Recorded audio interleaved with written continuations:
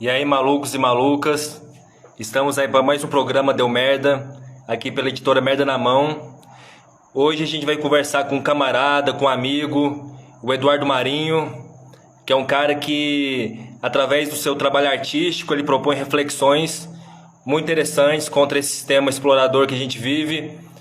O Eduardo Marinho é um cara que está há muito tempo aí na atividade, é um cara que eu tenho uma puta honra de conhecer. Conheci ele através do Fábio da Silva Barbosa, que é outro mano aqui da editora Merda na Mão.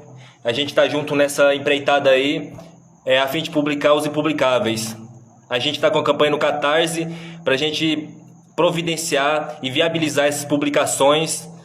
Somos um editor independente e a gente tem essa proposta de publicar sem esses atravessadores, sem essa visão desse mercado segregador e capitalista que cria panelinhas e possibilita essa galera inviabilizada, essa galera que está nas periferias produzindo arte, de fazer um trabalho realmente intenso e provocativo. Né? O Eduardo Marinho é um cara que eu admiro muito, ele é muito ativo e ele acabou de mandar aqui a visualização, a gente vai trocar uma ideia. E só para informar vocês que a gente começou essa semana uma campanha no Catarse para viabilizar essas publicações. É uma editora que está com essa proposta totalmente independente, sacou? E é só entrar na bio do Instagram que vocês vê mais detalhes desse Catarse e de como contribuir para esse projeto, né? Vou colocar agora o...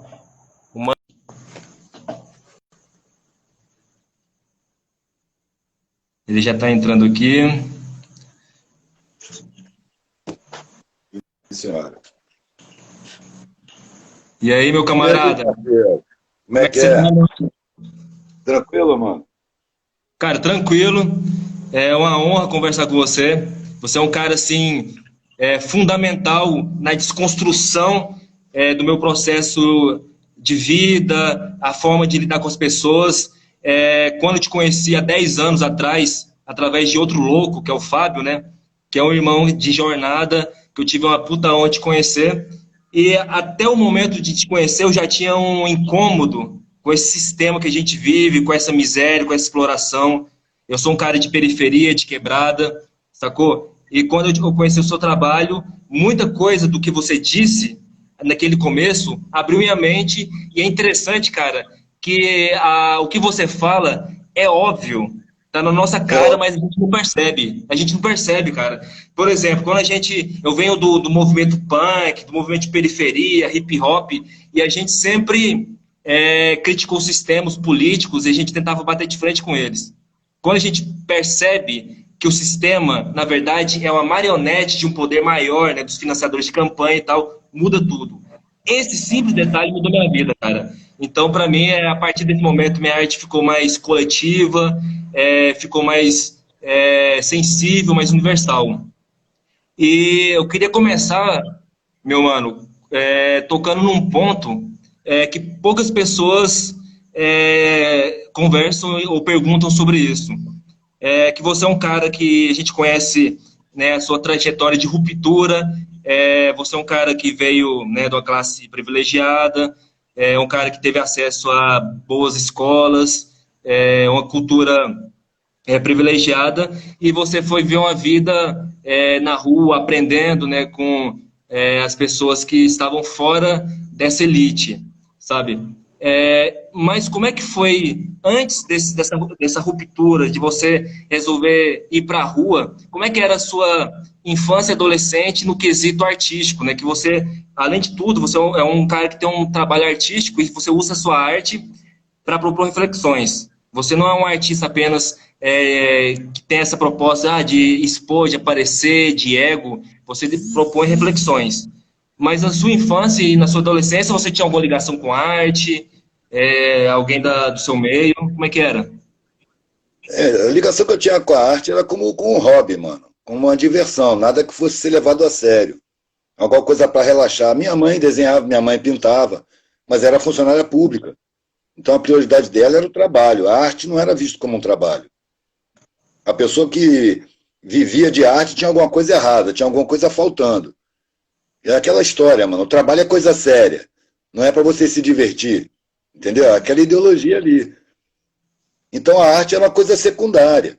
Eu lembro que muitas vezes, quando minha mãe tinha que me levar para o trabalho, ela me botava numa mesa com papel, lápis e borracha. E falava, fica aí, não pode sair daí. Eu ficava a tarde inteira desenhando, que eu gostava. Mas não era uma coisa para virar profissão nunca. Inclusive só foi virar profissão depois de um tempão que eu estava na rua que eu precisava vender alguma coisa. Aí eu fui para a arte. Comecei a aprender com os hippies, né? Brinco, pulseira, colar, bolsinha, couro, pirogravura. Fui aprendendo aos poucos. Quando eu comecei a ter necessidade de colocar o que eu estava vendo para fora, que eu comecei a tirar minhas primeiras conclusões a respeito do mundo, confirmando as impressões que eu tinha, porque lá na vida confortável, quanto mais eu avançava até a universidade, mais eu me sentia enganado. Tinha alguma coisa errada que eu não localizava o que era. Tinha alguma coisa faltando. Os objetivos que me apontavam era manter aquela vida medíocre, usufruindo de pobre. Isso para mim não fazia sentido, não é possível, a vida não é só isso. Deve ter alguma coisa para fazer que não seja constrangedora, né? Que você explorar pobre eu acho constrangedor. Primeiro porque eu passei a ver o pobre como um sabotado social. É um irmão que foi roubado nos acessos. Acesso à educação, acesso à informação, tudo que eu tive acesso pela minha classe privilegiada é negado à maioria das pessoas. Então eu não posso sentir superioridade e ficar confortável com isso. Eu tenho que ser muito egoísta para isso. Para ser indiferente a essa injustiça e usufruir dela. O que parece é que as pessoas à minha volta, elas justificavam a pobreza. Né? Porque todo mundo tem uma consciência, velho. Por mais perversidade que a pessoa porte, ela tem uma consciência e ela se obriga a dar explicação para essa consciência. Pode ver que o cara faz a perversidade e explica, não, mas é porque ele explora o pobre, porque o pobre é incompetente, mesmo que seja mentira, ele precisa dar uma justificativa para a consciência dele. Então, na classe que usufrui, a classe que tem muitos empregados, eles, para estarem bem com a própria consciência, eles não podem sentir igualdade, humanidade com o pobre. O pobre não é um ser humano igual a ele, senão ele vai se sentir injusto. Ele tem uma necessidade psicológica de sentir o pobre como inferior, para não se sentir sacana, filho da puta, explorador. Porque tem gente benevolente, né? Tem gente de bom coração em qualquer classe. Temperamento não tem classe social.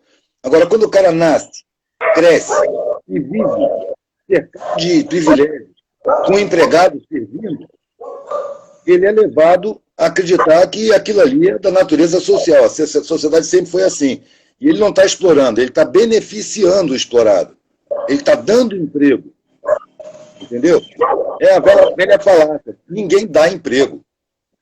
Esses que dão emprego, na verdade, exploram o trabalho alheio. Vivem de usufruir da maior das injustiças sociais, que é o roubo do direito ao desenvolvimento humano. A maioria das pessoas. Né? É construído um modelo de ensino público que não tem condição de instruir. A função é criar uma população explorável, fácil de enganar, ignorantizada, desinstruída, né? Ser humano de segunda categoria. E para aqueles 26%, 25%, 20%, não sei quantos por cento da classe média, é dado o ensino particular, que prepara o cara para ajudar o sistema a explorar, administrar os sabotados, comandar, gerenciar, dirigir, presidir, né? Assumir os cargos de mando. Eu fui vendo isso ao longo das vivências. E, de repente, eu falei, eu não quero participar da maneira que é programada, velho. Isso aí, eu estou sendo enganado. A satisfação de usufruir de matéria me dá um desconforto muito grande. Tanto que hoje, quando alguém fala, você largou o seu conforto, eu me lembro do desconforto que eu sentia naquela situação. E era um desconforto interno. E, ao mesmo tempo, nos anos que eu passei dormindo em papelão, viajando de carona, tudo que eu tinha estava na minha mochila, já não tinha mais relação familiar com os consanguíneos, já estava cortado. Eu tinha um conforto interno muito grande. Dormindo no papelão, sendo perturbado pela força de segurança, sendo foco de suspeita, de desconfiança, de deboche, de ironia, sofrendo preconceito, mas eu estava confortável, mano. Estava confortável porque eu estava de acordo com a minha consciência e estava vendo pela primeira vez a sociedade ser sincera comigo. Que para miserável, a sociedade não finge. Finge para trabalhador, finge para classe média, finge para rico, mas para mendigo não. Para mendigo, toda a estrutura mostra a cara que tem, mostra a perversidade que tem, a insensibilidade, o preconceito, a perversidade, a índole injusta da sociedade. Se eu vejo a sociedade criminosa, velho, é natural que eu encontre crime à minha volta em todas as áreas. Na medicina, no transporte, na segurança, em todas as áreas eu vou encontrar criminalidade. Porque começa no topo, velho. Para começar, o governo não governa. O governo cumpre as ordens dos interesses econômico-financeiros, mega empresariais. É um punhado de podre de rico que manda do escuro, que não bota a cara em eleição, paga para botarem a cara em eleição. E aí os revolucionários o que fazem? Atacam os eleitos, atacam aqueles que estão ali para serem atacados, atacam as instituições. Esse é o revolucionário programado, velho. Que parece que na ideologia social tem-se a consciência de que essa perversidade, essa injustiça vai encontrar resistência. Então, junto com o condicionamento geral, cria-se o condicionamento do revolucionário. Quem contesta vai contestar no modo programado. Agressividade, disputa, competição, como a sociedade programa a gente para todas as áreas. É competitividade, é vencer, é confrontar, é disputar. Como é que você vai mudar uma sociedade assim, se você disputa, combate, entra em conflito, confronto? Você está exercendo o revolucionarismo programado, velho. Quando, na verdade, a revolução começa quando você muda os seus valores, muda os seus comportamentos, muda os seus objetivos de vida, começa a enxergar a falcatrua e deixa de se deixar enganar. Aí começa a revolução, porque seu comportamento muda, o mundo muda para você e você passa a ser uma referência. Eu acho que foi mais ou menos o que aconteceu comigo. Eu nunca tive a pretensão de ter fama, de ficar conhecido. Eu só queria dizer que estava engasgado aqui, que eu estava começando a entender a sociedade. Eu deixei de ser protegido e comecei a ver como é que funcionava. Comecei a ver o preconceito que eu via à minha volta vindo contra mim. Os olhares que me constrangiam nos meus amigos quando tratavam com os mais pobres, eu via nas pessoas que me olhavam, então. E eu achava engraçado. Aquela arrogância, me tratando como se eu fosse lixo. Eu nunca me senti humilhado, velho. Eu me senti privilegiado. Porque quando o interesseiro me desprezava, eu sentia que ele estava sendo sincero comigo, como ele não seria se eu tivesse muito bem vestido ainda pertencente àquela minha classe.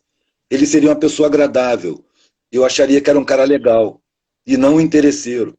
Por isso que eu disse que na mendicância eu comecei a ver o mundo sincero. Ninguém mais fingia para mim.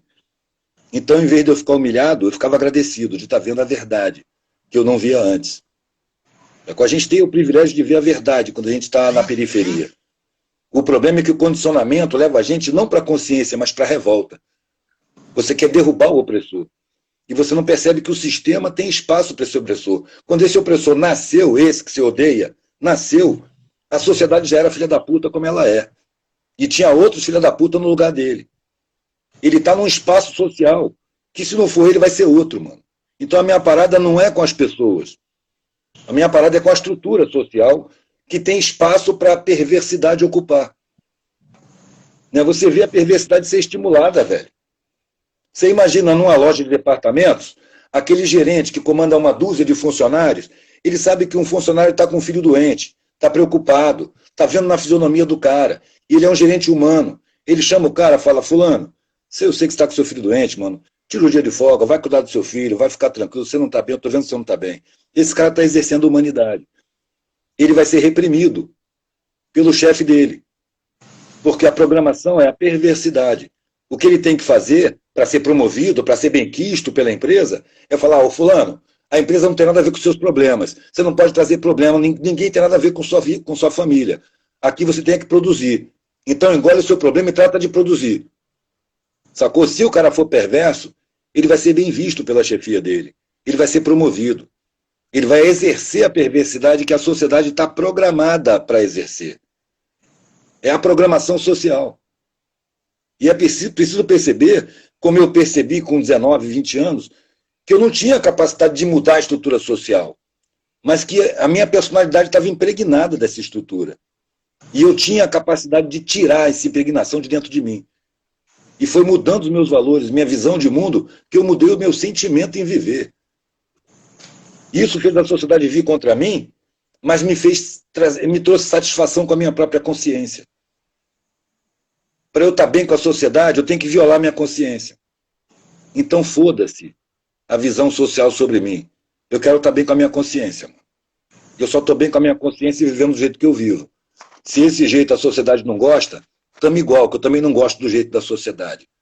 Uma sociedade mentirosa que não cumpre suas obrigações constitucionais, que rouba os direitos básicos, humanos e fundamentais da maioria da população, que faz as pessoas mais capazes, as pessoas que sustentam o Estado via impostos, as pessoas que constroem tudo, que fazem tudo, que ligam as máquinas, que plantam, que colhem, faz essas pessoas se sentirem inferiores, para se deixarem explorar. Criam a falsidade de que é o rico que é o forte.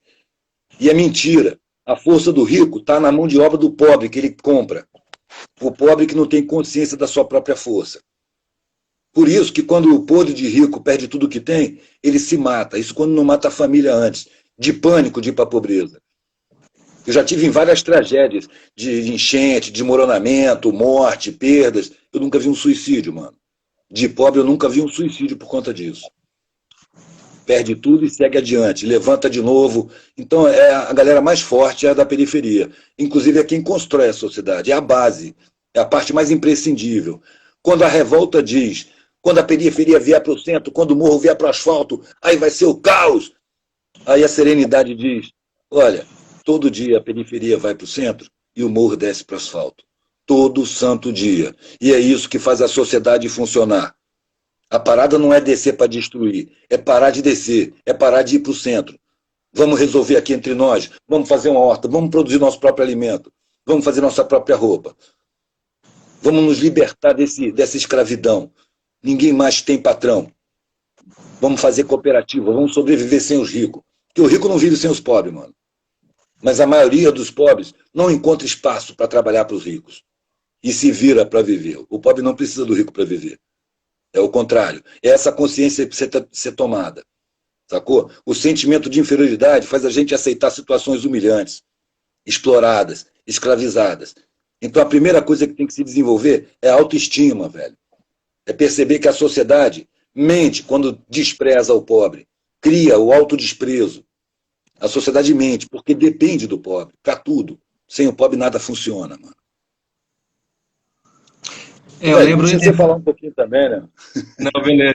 Eu lembro que nesses papos que a gente tinha na sua casa em Niterói, você falava uma coisa que era o seguinte, que a humanidade ainda não é humana, que ela está caminhando para a humanidade. E você falava isso muito pra gente.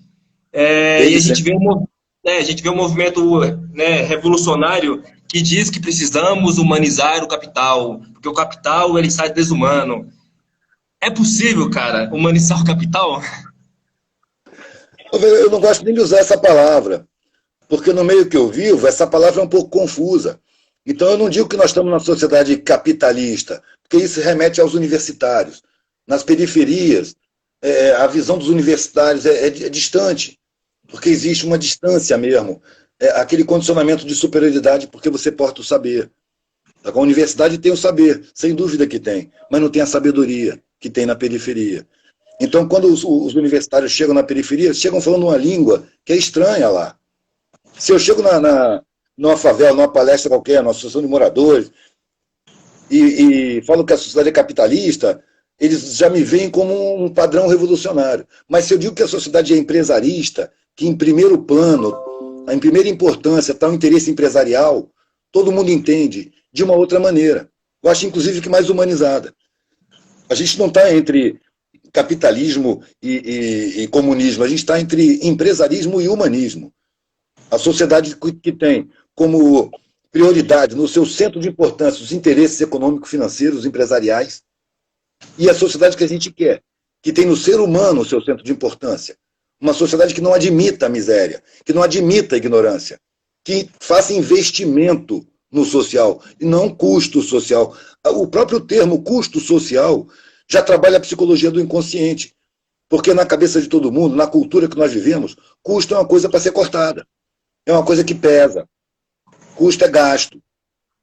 E educação não é custo, mano, é investimento numa população sadia, numa população sagaz, numa população inteligente, instruída, em condição de interpretar a realidade, de decidir coletivamente. E é exatamente isso que não interessa aos dominantes do momento, que proíbem simplesmente o investimento na educação. Olha como é que o Brizola foi tratado. Eu morei no Rio em 85, 86, 87, no governo do Brizola. Você não via criança na rua, mano. As crianças faziam questão de ir para a escola. Eu sei de caso de menino de favela que o pai e a mãe eram bebuns, e na delegacia falaram, meus pais, não, os pais da gente não mandam a gente para a escola, eles ficam bebendo. A polícia foi lá e ameaçou os pais, porque as crianças estavam fazendo questão de ir para a escola. Você entrava na escola às 7 horas da manhã, tomava café da manhã, velho. 10 horas tinha lanche, meio-dia tinha almoço, de tarde tinha teatro, tinha música, Por isso tinha que capoeira. Foi Darcy Ribeiro que estava com ele fazendo os CIEPs, velho. Tempo integral. É uma escola que os pais podiam trabalhar, entregava a criança às 7 horas da manhã e pegava às 7 horas da noite, de barriga cheia e dente escovado, de banho tomado para ir dormir.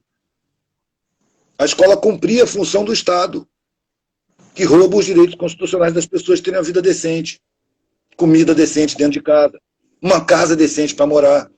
O Estado rouba, nega esses direitos constitucionais. Então, naquela escola, o Brizola e o Darcy Ribeiro estavam resolvendo o problema de um montão de gente.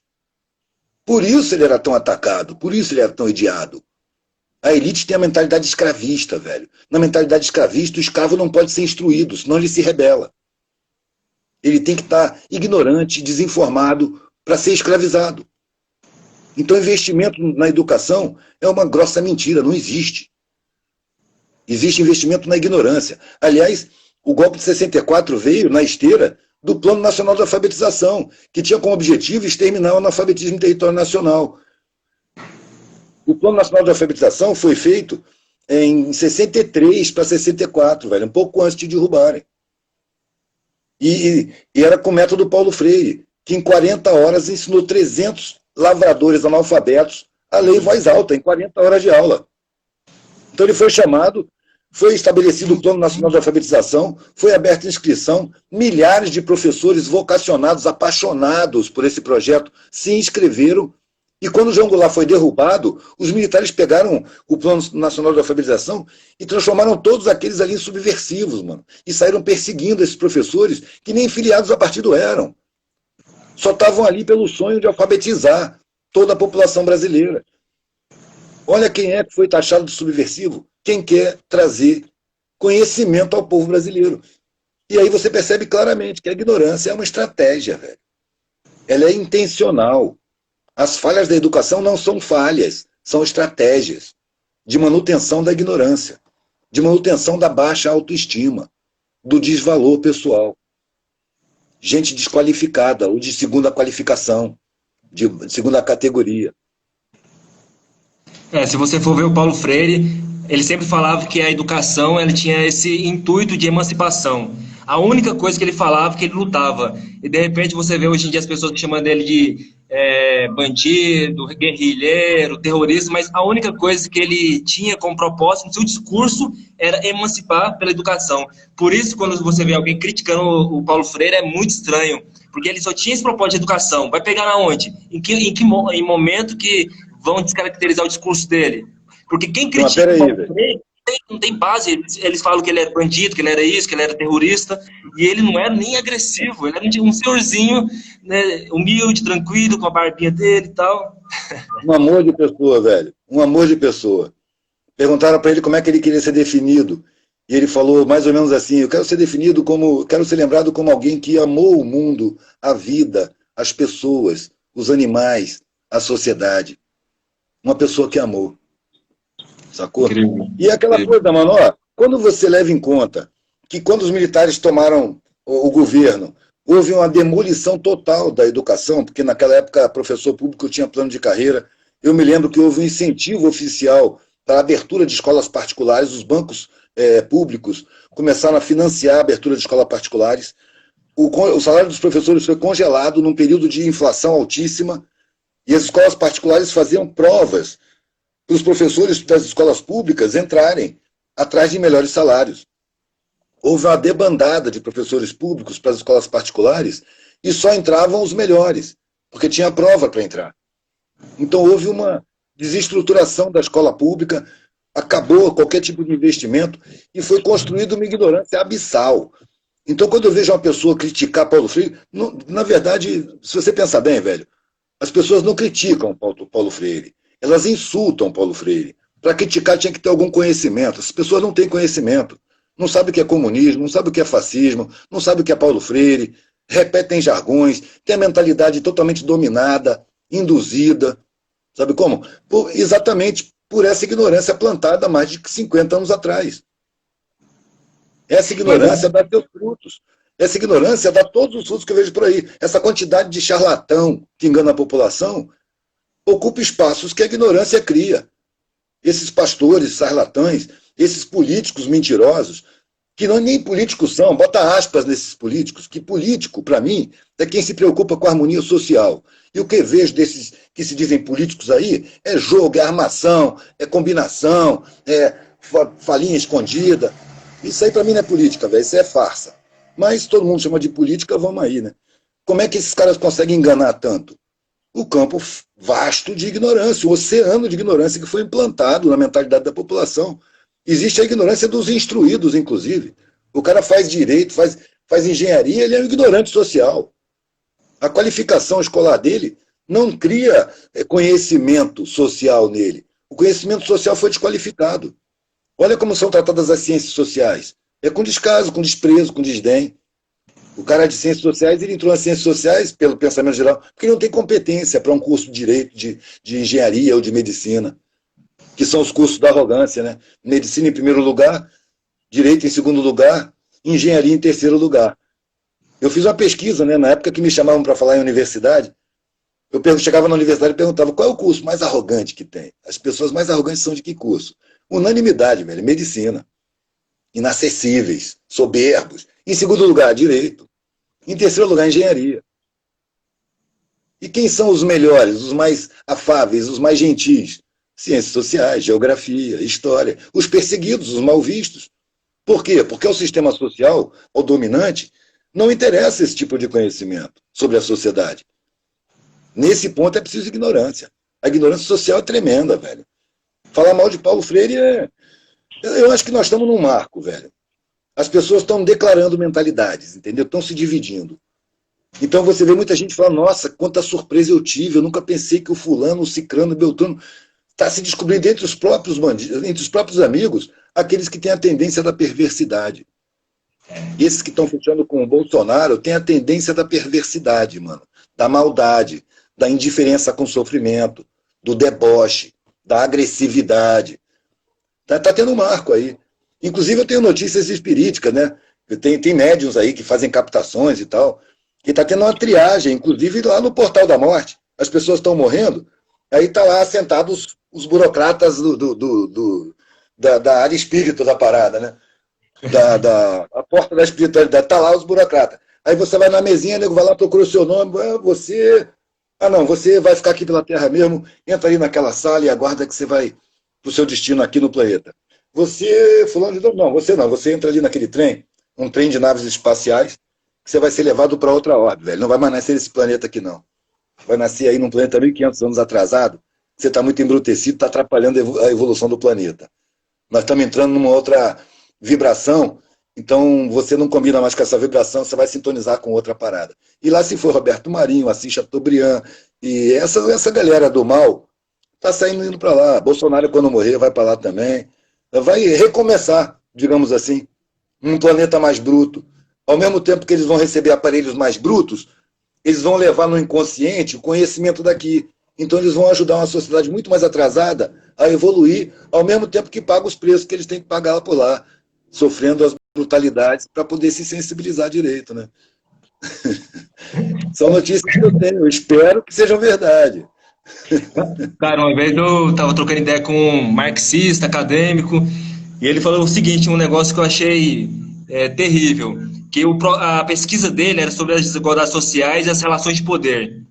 E ele disse que a academia ela é responsável por criar o monstro Bolsonaro, porque não deu atenção à população.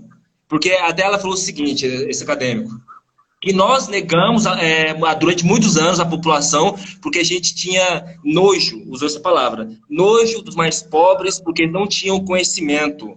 E nós não tínhamos diálogos com eles, porque eles não leram Foucault, eles não leram Marx, não leram Engels e tal. E, de repente, essa negação à população, essa falta de diálogo com a periferia, criou o monstro Bolsonaro, porque a periferia faltou alguém que acolhesse, saca? E você fala muito da questão da academia, do cademês, das normas da BNT, que o mais importante na academia não é o conteúdo, e sim estar dentro da norma BNT, colocar tal referência, tal referência. Eu já vi até uma vez numa entrevista a galera perguntando se você era anarquista, se você era marxista, que seu diálogo andava muito junto com esses revolucionários. E você falando disso, academia, qual que é o papel hoje da academia? Ela está vivendo um processo de destruição e tal, que é terrível, né? Porque também muitas pesquisas vêm da academia, mas também ela teve esse lado totalmente elitista. Durante muito tempo, preto, pobre, não podia entrar na academia, sacou? Era um lugar branco, elitista, e até hoje, mesmo com a maioria dos pretos dentro da academia, num processo de cotas, de 10 anos de cotas, os pretos ainda não têm voz dentro da academia, ainda é um discurso muito eurocêntrico. E como é que a gente rompe com isso? E a academia, ela tem uma força, que ela poderia muito derrubar todo esse autoritarismo e ajudar nesse processo de esclarecimento. Mas o que eu vejo é a periferia fazendo, nós por nós, saca? Eu não vejo a academia criando essa função, que era a função que eu acho que era primordial para o conhecimento, que é espalhar essas ideias, aquilo que você faz. Sim, sim. Sabe? Mas é aquela coisa, por que que a esquerda tinha nojo do pobre? Por que que os acadêmicos revolucionários ficavam distantes, velho? Porque eles assimilavam um condicionamento de superioridade. Ele só chegava perto do pobre para mandar, para exercer superioridade. Vamos organizar os trabalhadores. Eles não percebem que uma favela é organizada, mano. No abandono do Estado, debaixo de uma sabotagem, de uma agressividade, de um desprezo, de crimes cotidianos contra a população, agressividade do sistema de segurança, ausência do sistema de saúde, ausência de escolaridade. Eles se organizam, velho. Porque uma coisa é o saber. Velho. O saber está nos mestres, está nos livros, está na academia, cada vez mais dominada por interesses empresariais. Não há destruição da academia, há uma cooptação empresarial. Não só na prática acadêmica, como na mentalidade dos acadêmicos. Eles valorizam o que vai para a pesquisa, o que vai para a extensão, que é o terceiro pé da universidade, né? Pesquisa, ensino e extensão. O que se dedica à extensão é visto como com deboche, com ironia, como um inferior, um professor de menor qualificação. O pica das galáxias é o de pesquisa, por quê? Porque a mentalidade que domina é empresarial. Depois que eu passei 2 anos na mendicância e comecei a ter filho, eu comecei a fazer artesanato, me aplicar em fazer bem feito, desenvolver artisticamente e tal, e vender na classe média. Eu tinha parado de conviver com a classe média. Eu estava convivendo só na periferia, velho. Era o meu meio, sabe? Era favela, era palafita, era estrada, caminhoneiro, puta, ladrão, estradeiro, polícia. Era aquela vida mais bruta, né? O chão mesmo da sociedade. Quando eu voltei a frequentar a classe média para vender meus brinquinhos e comprar o arroz integral dos meus filhos, eu até estranhei, velho. Tinha uns 2 anos que eu não ouvia mais aquele linguajar. Aí eu chegava na mesa dos bares à noite e as pessoas falando daquele jeito que eu tinha parado de falar uns 2 anos antes. Falava, olha onde é que os caras estão, velho. E aí reparava, onde eu ando, esses caras não aparecem. Na periferia mesmo, profunda, não aparece. Aparece na periferia próxima. Você vê a quantidade de entidades que tem na favela do Rio de Janeiro, é sobretudo nas entidades próximas às universidades. As da Zona Sul, né? As da Zona Norte próximas à UERJ, à UFRJ, as entidades acadêmicas. Agora, o oceano de periferias longe fica abandonado. Eles não vão lá. O que eu percebi, velho, é que os mais fortes não sabem que são os mais fortes. Eu estava morando no morro, lá no Morro da Pirâmide, em Mar Grande, em 82. Brisa tinha uns meses, velho. E eu não tinha água nem luz elétrica, né? Eu tinha que descer para pegar água no poço, na lata, sabe aquela lata de óleo quadrada? bota na balança, pendura uma de cada lado, 2 viagens lá do alto até lá embaixo para levar água suficiente para minha casa.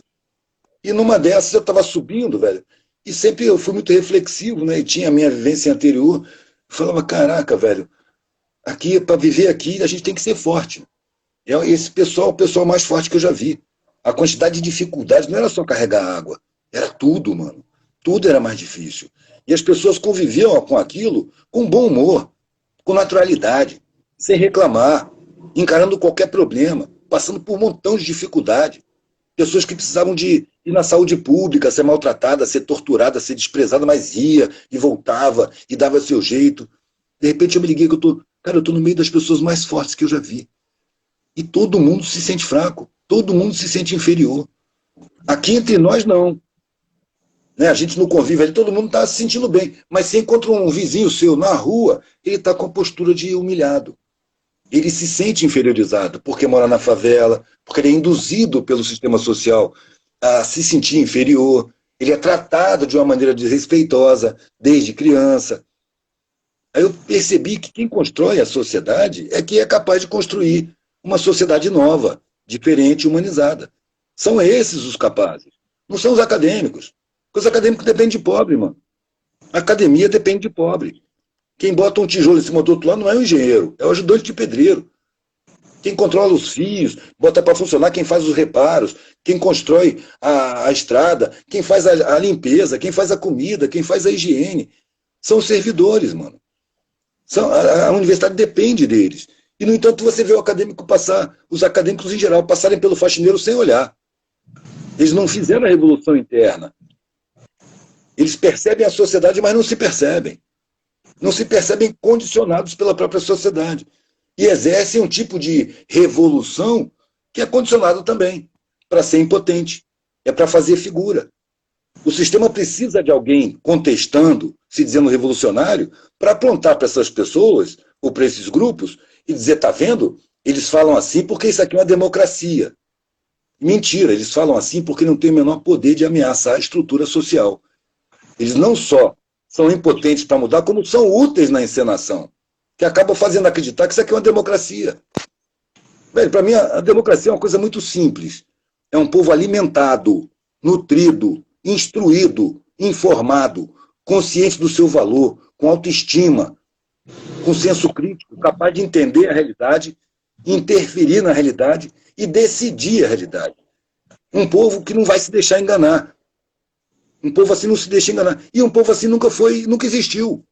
Pelo menos aqui no Brasil nunca existiu. Na maior parte do mundo nunca existiu. A instrução é proibida. É farsa, é fingimento. O povo é mantido ignorante. Como é que você tem uma democracia? Você tem instituições democráticas.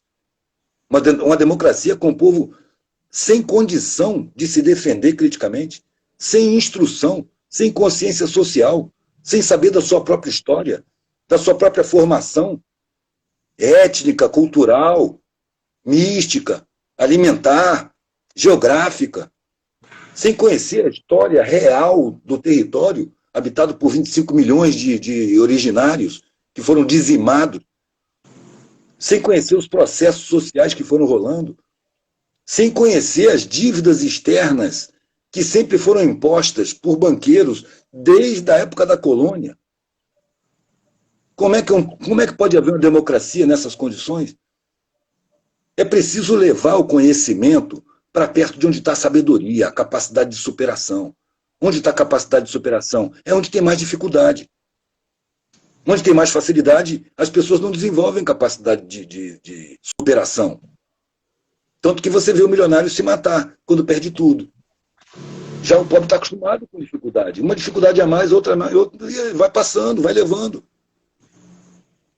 É essa galera que tem que receber o conhecimento. Agora, esse conhecimento tem que ser passado, velho, como uma obrigação, não como um favor. O acadêmico precisa descer do seu pedestal de vidro, que ele é artificial, ele é produzido para distanciar as pessoas. Ele tem que descer desse pedestal e oferecer o conhecimento a quem foi roubado dos seus direitos, como quem pede desculpa, mano. Pô, desculpa aí, mano, olha o conhecimento aqui. Olha aí, o que a gente faz? A decisão tem que ser deles, mano. Quem decide o que fazer na coletividade tem que ter uma ideologia próxima daquela preta bisavó que não bota comida no prato dela, enquanto ela não tem certeza que todo mundo botou no seu prato. Ninguém com fome. Essa tem que ser a base social. Ninguém com fome. Ninguém sem instrução. Nenhum analfabeto. Ninguém abandonado. Essa tem que ser a prioridade de uma sociedade que se digne a se chamar humana. Fora disso, ela não é humana, ela é empresarista e desumana. Escravista, mentirosa, criminosa, enganadora, sedutora, ameaçadora, estimuladora da agressividade, da competição e da disputa. Não é uma sociedade humana. A gente está caminhando. Mas essa é uma caminhada de milênios, velho. Não é uma geração ou duas. Iludido é aquele que acha que vai ver a sociedade justa. Esses, cara, sentam no meio do caminho, quando começam a aparecer os cabelos brancos, percebem que não vai dar tempo, e aí burramente chegam à conclusão que nunca vai mudar. Isso é ego inflado. Você não quer participar de uma mutação que você já nasceu, ela já ia longe. Você quer resolver o problema. E você não vai resolver o problema. Você pode resolver o problema da sua vida. E olha que dá trabalho. Você vai ter que se descondicionar. Será que eu vejo o mundo com os meus olhos ou com as lentes distorcidas que foram colocadas na minha frente, pela televisão, pelo modelo de ensino, pela academia? Será que o que eu quero sou eu mesmo que escolhi querer? Ou eu fui induzido pelo massacre publicitário, midiático e ideológico? Né? Que desejos eu tenho? São meus os desejos? O que eu quero da vida? Sou eu mesmo que quero? Ou eu fui induzido a querer? É preciso fazer uma faxina interna. Os sentimentos que eu tenho, sou eu que estou produzindo? Ou eu fui induzido a ter esse sentimento? Essa minha revolta com a sociedade, essa minha raiva destrutiva, não é uma indução para tornar impotente a minha inconformação? A minha inconformação não pode ser muito melhor canalizada e ter muito mais utilidade se eu utilizar ela serenamente, escolhendo o que fazer, sem me colocar em combate, que é o que é condicionado a fazer? Eu não estou contra essa sociedade. Eu estou a favor da lapidação dela, da melhoria dela. Eu não estou em combate, eu estou em serviço, mano. Não estou na luta, eu estou na lida. Todo mundo que eu puder combater já nasceu numa sociedade estruturada para estar na posição que está. Então eu não quero combater, mano. Está todo mundo induzido, eu vou ser induzido também a combater? A minha vida não foi combate, mano. Foi serviço. E eu nunca procurei visibilidade. E olha só o que aconteceu. Exatamente por eu não emanar os condicionamentos da sociedade. Por eu tentar enxergar a realidade. E a partir desse enxergar, tomar minhas decisões. Eu acho que é preciso primeiro a gente saber se está vendo a realidade como ela é. Porque se a gente se convence que está vendo tudo como é, que é uma indução arrogante, que tem muito na academia, você não vai poder decidir direito o que fazer, mano. Você vai exercer condicionamentos programados pela própria sociedade, com psicologia do inconsciente. Pois é, a gente da editora Merda na Mão, tanto o Fábio, o Wagner, que a gente está nessa luta, né, nesse caminho, a gente sempre teve uma ligação com a periferia. O nosso interesse é a periferia, sacou? Tanto o meu trabalho pessoal de pintura, de artes visuais, é nesse sentido. Tanto é que durante todo esse tempo que eu estou aí produzindo, meus quadros, meus poemas e tal, e o Fábio também, eu tive alguns acessos dentro de alguns espaços e eu sou muito visto como um cara submisso, subversivo, porque eu não aceito essa galera da elite querer colocar o dedo na minha cara e me usar como boneco de fantoche, sacou? Eu já tive próximo de galerias, a minha experiência em galerias foi assim, terrível. Eu rompi com esse modelo, sacou? Eu achei um saco e por isso que eu sou visto como o maldito, boca suja, etc e tal. E eu sei que você tem um trabalho também de pintura muito foda, cara. Que eu até vi pessoalmente na sua casa e eu achei suas pinturas a óleo, gravuras, estilo gravuras. E eu não vejo muitas pessoas perguntarem sobre esse seu trabalho, como é que é o processo, se você produz já pensando no discurso, ou se no meio do caminho você muda a ideia e tal. E também as pessoas não falam desse seu período que as galerias começaram a te assediar, a te chamar, a querer trocar ideia contigo e tentar te moldar e te transformar em bonequinho. Eu queria que você falasse um pouco do seu processo criativo e das galerias tentarem te cooptar para o discurso deles. E para o uniforme que eles querem usar. O tempo da galeria para mim foi um tempo muito instrutivo, porque eu voltei a entrar em contato com a mentalidade que eu tinha perdido o contato quando eu perdi o contato com a família, com o meio social que eu vivia. Eu voltei a entrar em contato com a classe média alta. Agora, eu não fui convidado pelas galerias, né? Eu comecei a pintar quadros a óleo, vender, e uma vez eu fui expor em Ipanema, porque eu procurei as galerias e fui tratado com desprezo, porque eu E não como é tinha que você chegou nome. como é que você chegou a essa pintura a óleo? Também é uma curiosidade. Assim, eu já tinha entrado em contato novamente com a minha família de origem, né? Minha mãe, meu pai. A gente tinha um contato muito distante, superficial, mas tinha algum contato, porque antes, durante mais de 20 anos não teve nenhum contato. A gente nem sabia um do outro. E aí eles são dessa classe. E um general, conhecido do meu pai, aposentado, neurótico, né, naturalmente, e ele recebeu uma recomendação de um médico para fazer pintura. Vai fazer pintura para relaxar, ia ser bom para os nervos. Aí ele, como endinheirado que é, foi numa loja artística, comprou todas as tintas a óleo que tinha, todos os pincéis, todas as telas que ele pôde comprar, bonezinho, cavalete, todo o material, óleo de linhaça, e começou a pintar, e descobriu que ele tinha alergia a óleo de linhaça. Então ele tinha uma caixa cheia de tintas e ofereceu para minha mãe que pintava. E minha mãe, como não precisava, né, não quero doação porque eu tenho tudo que eu preciso, eu posso comprar, ela ligou para mim e falou: Eduardo, você tem interesse em tinta a óleo? Tem um general com um monte de tinta a óleo para dispensar. Eu falei: quero. E aí peguei essa tinta e comecei a experimentar nos tempos que eu tinha de... Fiz a cara de uma filha de um amigo e mostrei para ele. Ele falou: quanto você quer? Eu falei: não sei, velho, nunca fiz isso. Eu te dou 50 conto. Eu falei: tá bom. E aí pintei, eu fiz de um outro amigo, ele comprou também. E aí eu peguei os quadros que eu estava fazendo, comecei a pintar a paisagem, comecei a pintar e comecei a procurar a galeria. Como não encontrei respaldo, vi aquela cara de desprezo, falei: quer saber?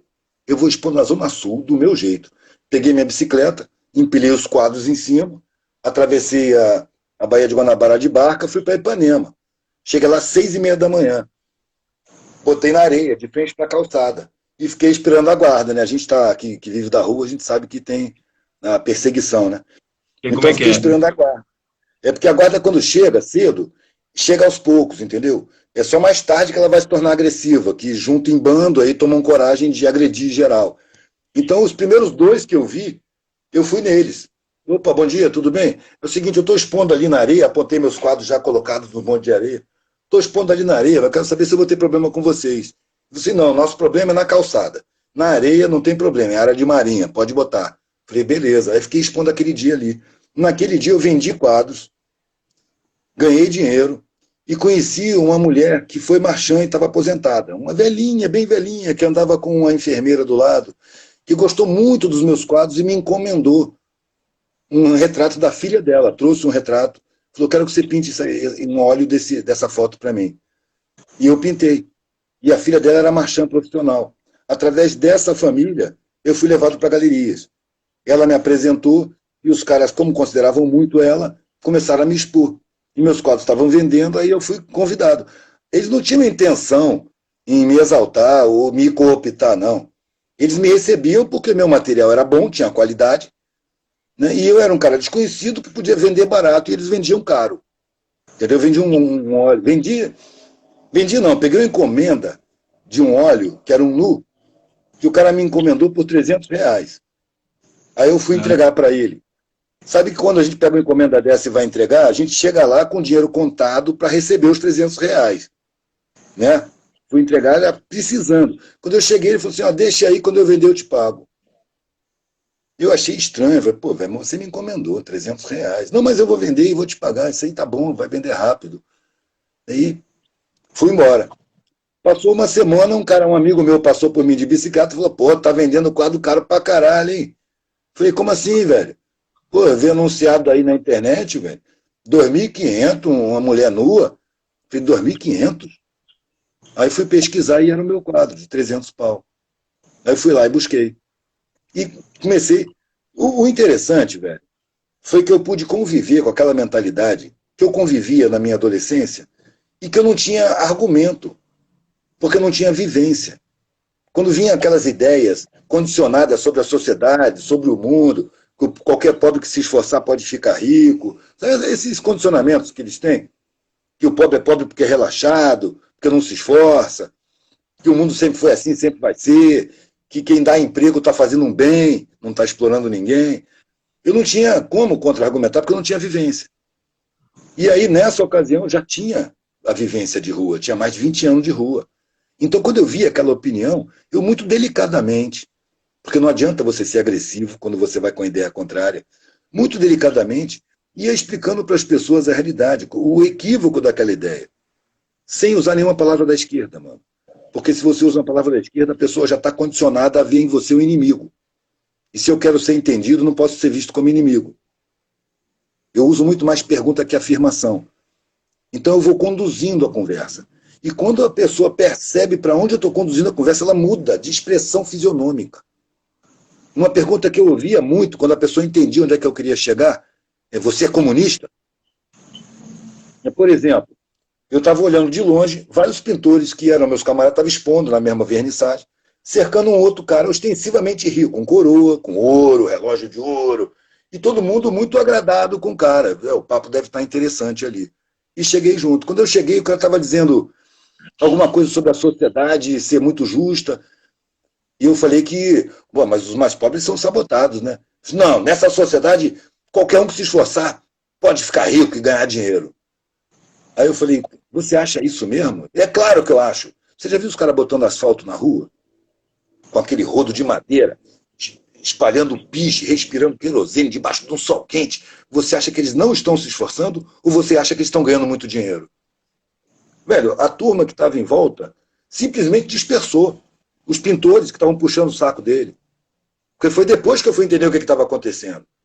Ali, se ele contasse uma piada, todo mundo ria, não importa se tem graça ou não. Se ele faz uma afirmação, todo mundo concorda. Se ele tem uma tirada filosófica, todo mundo elogia. E eu entrei para contestar o cara. E a primeira reação do cara foi me olhar estranhando, assim: ué, como quem está sendo atacado. E ele falou: você é comunista? Eu falei: não, não sou comunista. Inclusive eu conheço gente comunista, tenho amigos comunistas. Se você perguntar para qualquer um deles se eu sou comunista, vai dizer que não, cara, porque eu não sou devoto de São Marx. Eu só estou vendo o mundo com os meus olhos. Você acabou de dizer que qualquer um que se esforçar pode ganhar dinheiro. E eu mostro para você um monte de gente que se esforça que não ganha. Essa é a pedra portuguesa que a gente está aqui pisando em cima. Você já viu o trabalho do macheteiro, velho? Batendo prego, aquilo arruma problema no rim, carrega pedra, dá reumatismo, ele tem que passar reguinha, martelando pedra por pedra. O cara não ganha dinheiro. Ele falou: isso é conversa de comunista. Virou as costas e saiu fora. Com o tempo eu percebi, velho, que essas pessoas não querem tomar consciência. Você não pode passar consciência para quem não quer. É perda de tempo. É arrumação de problema. Você perde seu tempo, daqui a pouco você perde sua calma. Já está xingando o cara e o cara te xingando também. Não me interessa discutir com uma pessoa nesses termos. Eu só entro numa discussão, velho, se eu puder me esclarecer, se eu puder esclarecer alguém, ou se nós pudermos nos esclarecer. Fora disso, não me interessa discutir, velho. Não quero ganhar discussão. Não estou competindo. Eu estou mostrando o meu pensamento. Inclusive, eu uso a técnica de jamais dizer que o pensamento do outro está errado. Jamais eu digo que o pensamento do outro está errado. Você já estabelece uma competição. Eu uso dizer: eu vejo diferente de você. Se você quiser, eu posso te mostrar como é que eu vejo. Aí você observa a minha visão, e se você encontrar algum erro no meu modo de ver, você me mostra o meu erro, que eu mudo de ideia na mesma hora. Com esse argumento, velho, eu já preparo a pessoa para mudar de ideia também. Então, se você mostrar o meu erro, eu mudo de ideia e te agradeço, mano, por me tirar do erro. Eu deixo claro que eu não quero ganhar da ideia dele. Eu penso diferente e vou dizer a ele por quê. E ele vai analisar o meu pensamento livremente. Ele não vai receber como uma verdade imposta. Ele não vai receber como uma contraposição à ideia dele. Ele vai receber como uma ideia diferente, com liberdade total para analisar e achar o erro e me dizer. Eu não vou brigar com ele se ele disser que eu estou errado. Eu vou agradecer a ele se ele me mostrar meu erro. Então eu estabeleço a harmonia dessa relação.